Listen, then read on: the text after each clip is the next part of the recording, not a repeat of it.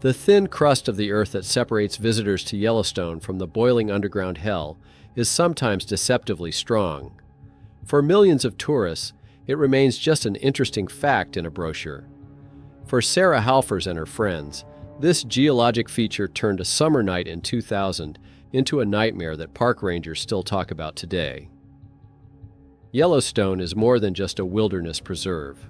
It is a realm of contrasts, where snowy plains neighbor with boiling geysers and quiet lakes with bubbling mud pots.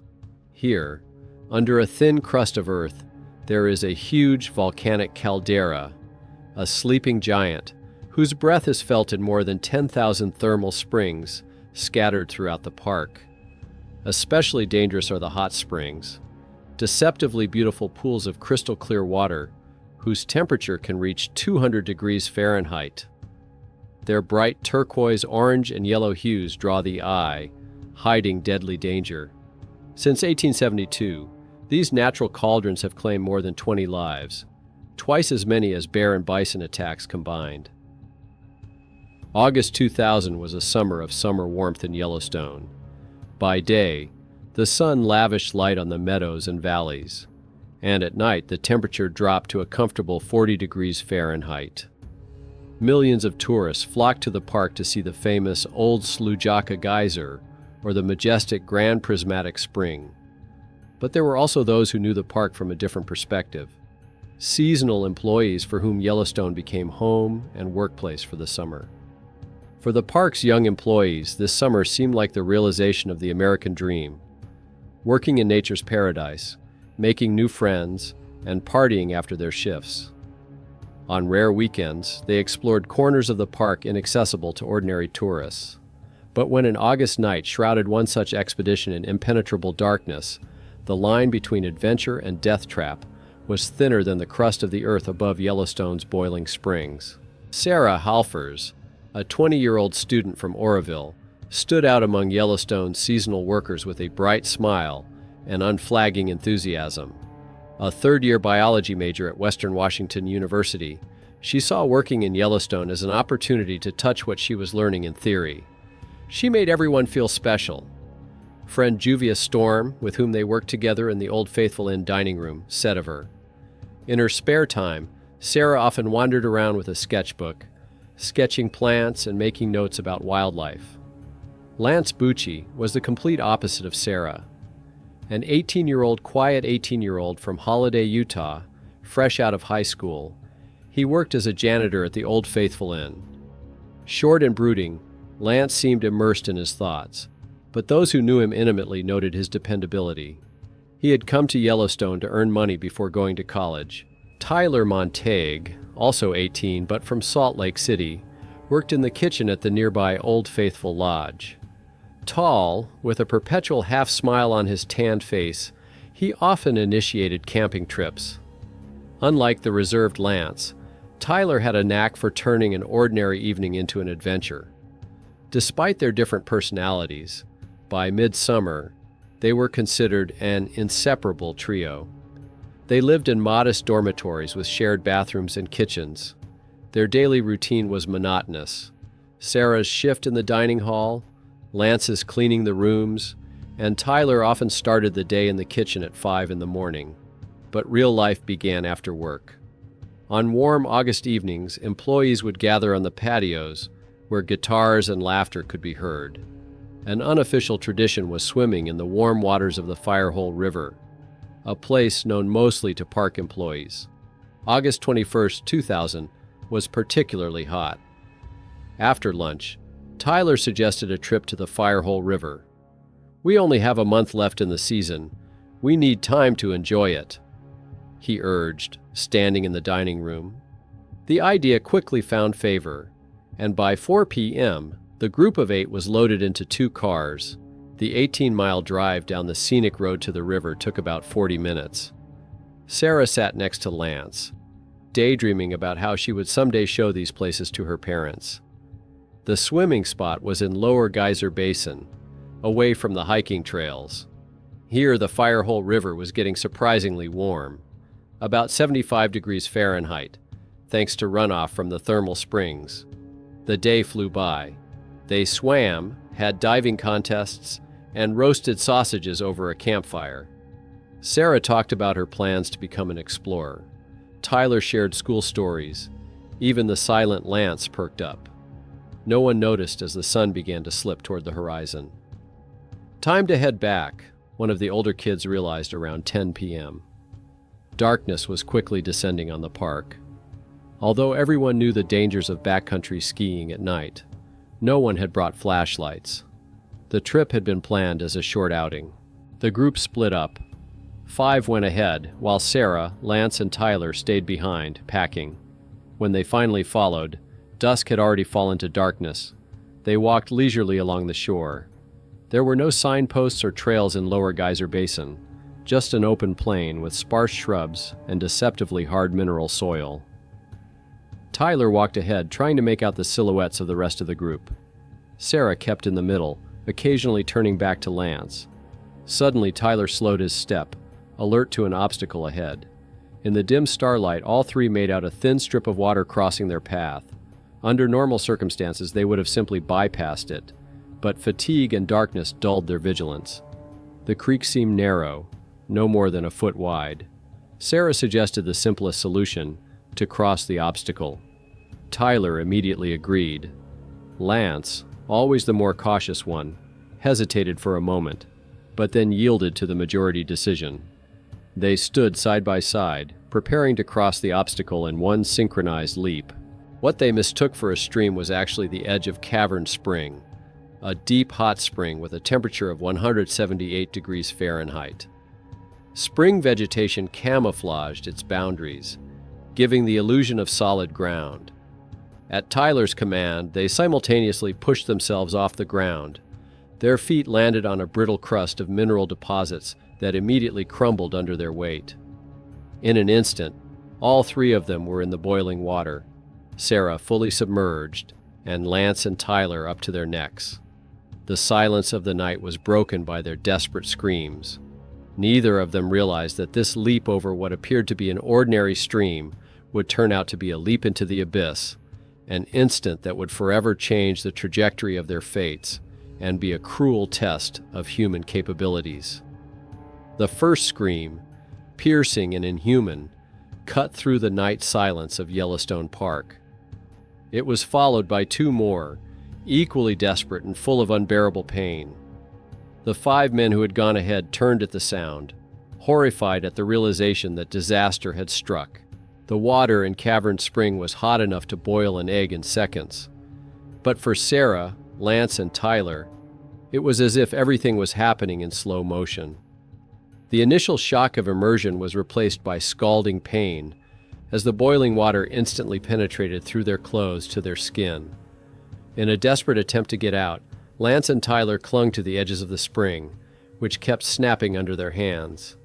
Sarah, who found herself in the deepest part of the spring, about 10 feet deep, was completely submerged in the water.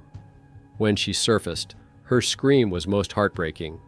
The boiling water burned her eyes, penetrated her airways, rendering her unable to breathe. Her skin, exposed directly to temperatures twice the boiling point, was receiving 3rd-degree burns with every second she was in the spring. Lance, whose feet had touched the bottom of the shallow part of the spring, tried to climb out by leaning on the loose edge. He almost succeeded, but another section of the mineral crust collapsed, and he fell into the boiling water again, this time chest deep. Tyler, the tallest of the 3, managed to grab onto a firmer section of the bank. His body, submerged up to his neck, was in crushing pain, but he kept trying to get out while pushing Sarah toward the edge of the spring. The 5 other members of the group, hearing the screams, rushed back. They could barely make out what was happening in the darkness, but the terrifying sounds indicated disaster. When they reached the scene of the tragedy, they saw a nightmarish scene of their friends struggling in agony in a puff of steam rising above the spring. The first moments of panic were replaced by feverish activity. The 2 toughest guys lay on their stomachs, distributing their weight, and stretched their arms toward Tyler, who was closest to the edge. Grabbing him by the shoulders, they began to slowly pull him up. Each movement was accompanied by cries of pain as the damaged skin peeled away under their hands. Tyler, once on safe ground, immediately pointed to Sarah losing her strength in the deepest part of the spring. The rescuers formed a living chain, stretching out along the bank to reach the girl while avoiding dangerous areas. When they managed to pull her out of the water, she was barely conscious. Lance, who tried to get out on his own, fell into the boiling water again. Two rescuers, risking their own safety, went into the water up to their ankles, suffering almost instantaneous burns, but managed to pull him out. All three were lying on the ground around the spring. The rescuers quickly but carefully removed their wet clothes. In the dim starlight, they could see that their skin was waxy, a sure sign of deep burns. Transportation to the cars became an agonizing ordeal. Sarah, unconscious, was carried on a makeshift stretcher made from her jacket. Lance and Tyler tried to walk on their own, leaning on their friend's shoulders. After making it a mile to the parking lot, the group loaded the injured into cars. The drive to the clinic took about 40 minutes. During that time, the condition of all three deteriorated. Tyler went into shock, his skin covered with blisters the size of his fist. Lance would periodically pass out from the pain. Sarah didn't regain consciousness, her breathing becoming increasingly labored. At the Old Faithful Clinic, a small medical center with basic equipment, they were met by the medics on duty. Given the severity of their injuries, they immediately called a helicopter for evacuation. While they waited for the aircraft to arrive, the victims were administered painkillers, hooked up saline drips to combat dehydration, and sterile dressings were applied to the most severe areas of burns. The rescue helicopter arrived at around 1 a.m.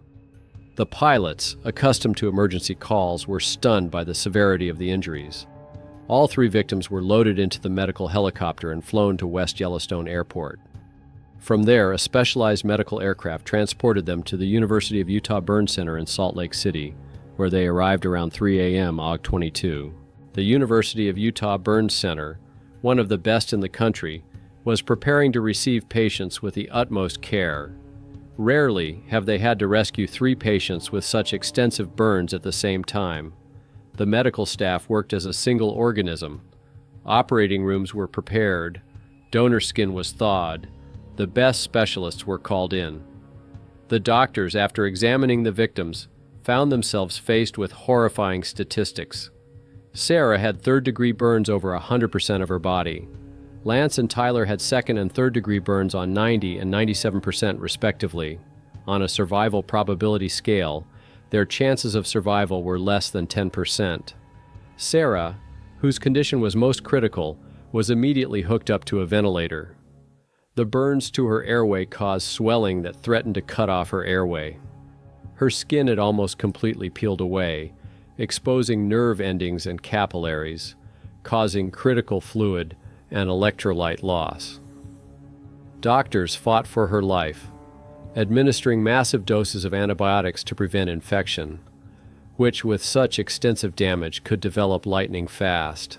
Lance and Tyler were placed in a medically induced coma to reduce the pain shock and metabolic load on their bodies. They were hooked up to life support systems, with monitors tracking every change in their condition. A team of plastic surgeons began initial wound care, removing dead tissue and preparing for possible skin grafting. Throughout the day, Sarah's condition continued to deteriorate. Despite all the efforts of the doctors, her body, which had suffered irreparable damage, refused to fight. Her internal organs, burned by the high temperatures penetrating her skin, began to fail one by one. By 3 p.m. on August 22, her heart had stopped. Attempts at resuscitation were unsuccessful. At 5:00 p.m., 14 hours after arriving at the hospital, Sarah Halfers was officially pronounced dead. For the Halfers family, the news of their daughter's death came like a thunderclap. The last thing they heard from Sarah was an enthusiastic letter about a wonderful summer experience in Yellowstone. Dan Halfers, Sarah's father, received the call from park officials early that morning and immediately flew to Salt Lake City, but was unable to catch his daughter alive. In the meantime, Lance and Tyler continued to fight for life in the intensive care unit. Their prognosis remained extremely unfavorable. Dr. Jeffrey Saffel, lead surgeon at the burn center, said in a brief comment to the press that the young men had no more than a 30-40% chance of survival. Employees at Old Faithful Inn and Lodge, where Sarah, Lance, and Tyler worked, learned of the incident on the morning of August 22. The news spread instantly, causing shock and disbelief.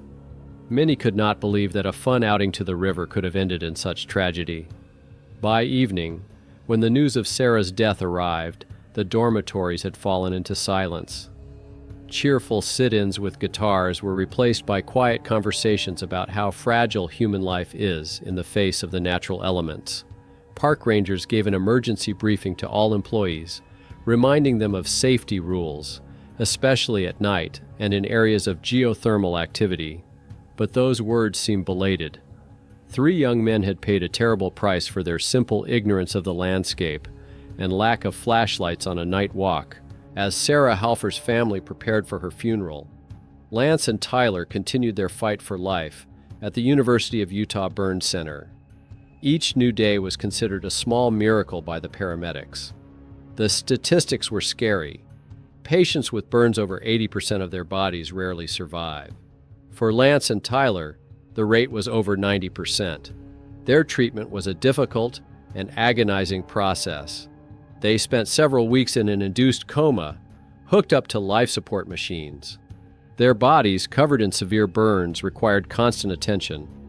Nurses changed bandages every few hours, treated the wounds with antibacterial solutions, and watched for the slightest signs of infection, the main threat to patients with extensive burns. Surgeries came one after another. Surgeons removed dead tissue, trying to preserve as much healthy skin as possible. But with such extensive injuries, this was almost impossible. Skin grafting was the next step. All available methods were used to cover the wounds.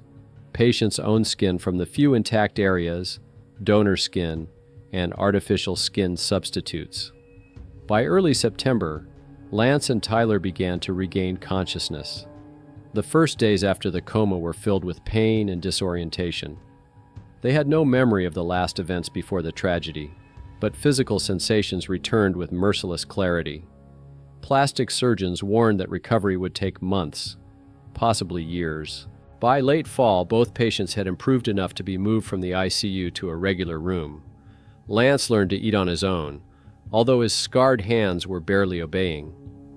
Tyler took his first steps on a walker.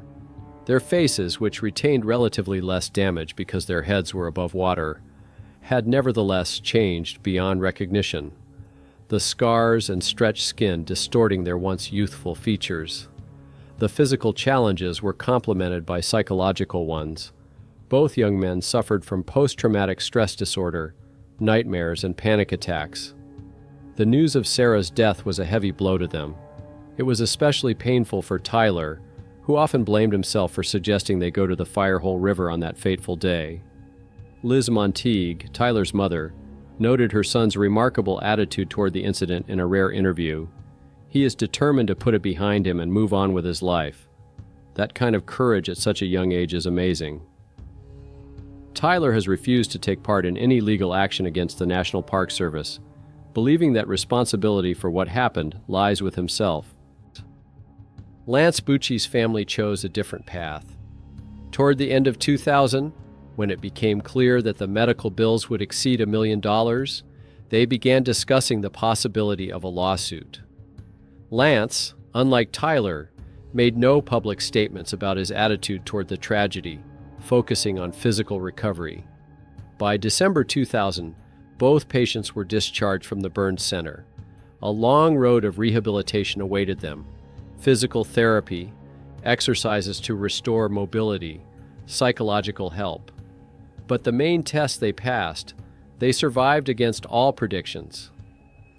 The funeral of Sarah Halfers took place on August 29, 2000, in her hometown of Oroville, Washington. More than 300 people came to say goodbye to the girl who dreamed of becoming a biologist and studying wildlife. Among the flowers and photos of a smiling Sarah, a picture taken in Yellowstone stood out. Sarah standing in front of a geyser, happy and full of life. Her teachers remembered her as a brilliant student who received scholarships for academic achievement. Friends spoke of her infectious laugh and love of adventure. Friend Juvia Storm, who worked with Sarah at Old Faithful Inn, quoted her saying shortly before the tragedy, If I go, tell them I had a wonderful life, no regrets." Those words became the motto of a new foundation established by the Halfers family to support biology students at Western Washington University. In Yellowstone, the memory of the tragedy was kept alive in quiet conversations among staff members. No formal memorial events were held in the park, in keeping with the National Park Service's policy of minimal interference with the natural environment. But a new tradition developed among old, faithful employees to use flashlights even on short walks after sunset, an unspoken tribute to Sarah. On June 12, 2001, the situation took a legal turn. Lance Bucci's parents filed a lawsuit against the Department of the Interior and the National Park Service. They sought compensation under the Federal Tort Claims Act to cover the enormous medical expenses and compensation for their son's physical and psychological suffering. The plaintiff's main argument was the lack of warning signs and fencing in the Cavern Spring area. They argued that the government was negligent in failing to adequately warn of the dangers of the hot spring and in failing to take steps to prevent similar incidents. The National Park Service made counter-arguments. Representatives emphasized that the incident occurred in a backcountry area where the installation of signs was contrary to the policy of preserving wildlife in its natural state. Moreover, the victims were park employees who had received safety training, including warnings about the dangers of geothermal areas. Judge William Downs, who heard the case, personally visited the scene of the tragedy to get a full understanding of the circumstances. He inspected Cavern Spring during the day and evening, assessing the visibility of the source and the ability to recognize the danger. On February 6, 2004, after nearly 3 years of legal battles, Judge Downs ruled in favor of the National Park Service, dismissing the Bucci family's lawsuit. In his decision, he cited precedent in Zion National Park and emphasized that the Park Service's policies regarding conservation and minimal interference with backcountry areas had a legitimate basis. The judge noted that placing warning signs at each of the thousands of geothermal sites was not only impractical, but would have violated the aesthetics and natural integrity of the park. By 2003, Lance Bucci and Tyler Monte had come a long way in their recovery. Physically, they were never the same. Their bodies forever bore the marks of that fateful night.